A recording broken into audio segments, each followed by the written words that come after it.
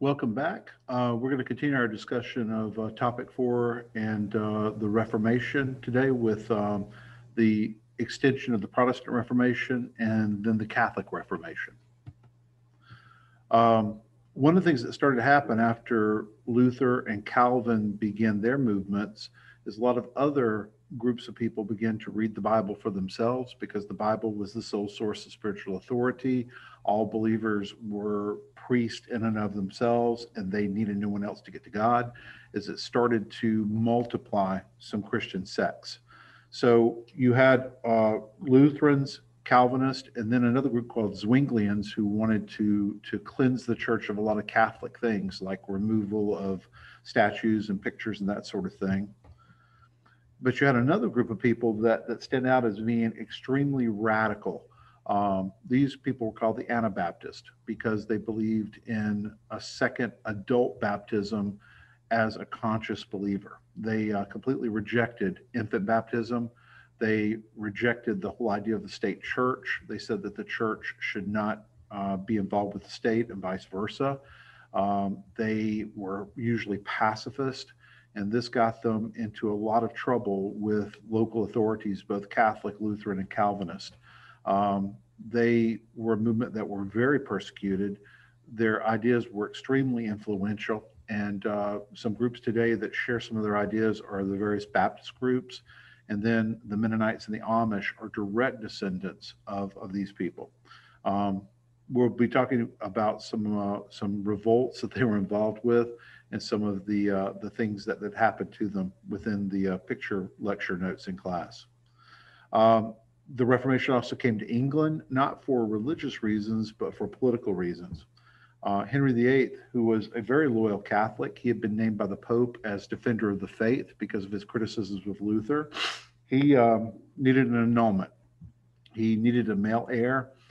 His wife was the widow of his brother, which, according to church law, was technically illegal, but the Pope had given them a dispensation.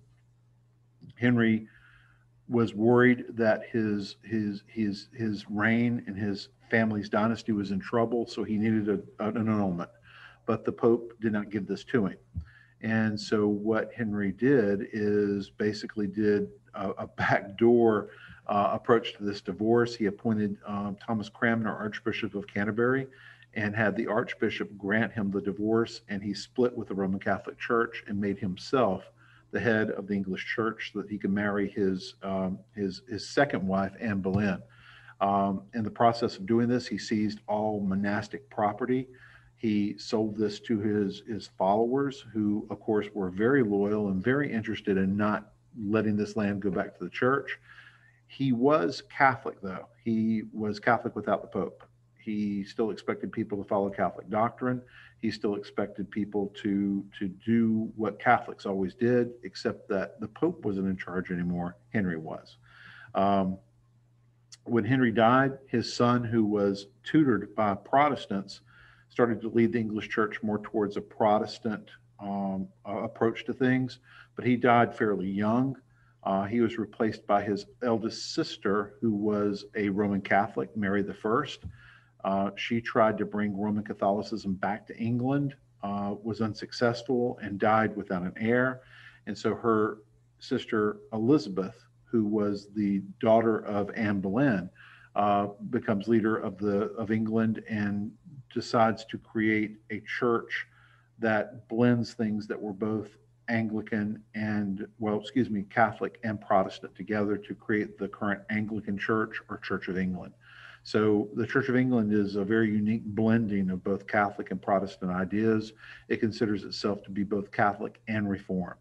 So that Reformation started not for religious reasons, but more for political and social ones.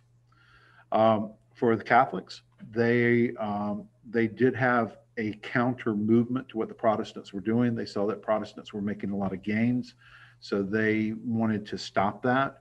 And so you have the Counter Reformation, or what most people prefer to call the Catholic Reformation. This was led by Pope Paul III, who put a stop to the corruption of the church, wanted to put the moral authority of the church back in its proper place, and began to win back people to the Catholic Church. The big thing that came out of Pope Paul III was the Council of Trent, which was a meeting that lasted for quite some time, for a couple of decades. And their decisions at this council really solidified what it meant to be Catholic. So salvation was both through faith and works. The Bible and tradition were sources of spiritual authority. There are 7 sacraments that have to be administered by a priest. They stopped the sale of indulgences, and they thought this would bring Protestants back. But by this point, the horses had already left the barn, so there was no point closing the barn door there. And they also established some schools for clergy to be educated, to be better informed. Another thing that developed was the institution of the Jesuit order, the Society of Jesus. These were priests that were specifically loyal to the Pope, and their task was to draw people back to the Catholic faith. So they tended to be missionaries and teachers and were quite successful. And even to this very day, Jesuit schools are noted for the quality of their education. You also had reformers within the church like Teresa of Avila, who pushed for people to have spiritual renewal, to rediscover their Catholic identity and to embrace and practice their Catholic faith. The Catholic Reformation was successful in a lot of ways. Most Europeans remained Catholic. It even got some Catholics, like for instance in Hungary and Poland, or excuse me, Protestants in Hungary and Poland, to convert back to the Catholic faith. To this very day, Southern Europe tends to be Catholic, Northern Europe tends to be Protestant. And of course, it lays the groundwork for a lot of future problems, particularly a great religious war that was known as the 30 Years' War. Unfortunately, you also have an increase in religious persecutions in this time period. Catholics and Protestants go at each other, and everybody goes after the Anabaptists. There was an increase in witchcraft hysteria in this time period. There's a lot of speculation about why this happened, but basically because of the tensions religiously and the tensions of a changing society, it just sort of exploded, and people were seen as scapegoats. They don't really know how many people were murdered in these trials. Between 40 and 50,000 people is a conservative estimate. Unfortunately, you also see an increase in persecution of Jews in this time period. So Jewish people are being forced out of Western Europe, and you see them pushed into Eastern Europe, which is unfortunately where many of them were in the 1930s and 40s when Germany and the Nazis began to implement their final solution for Jews. So that old problem of Jews suffering persecution still continues. So that concludes the discussion of Lesson 4 with wrapping up the Reformation.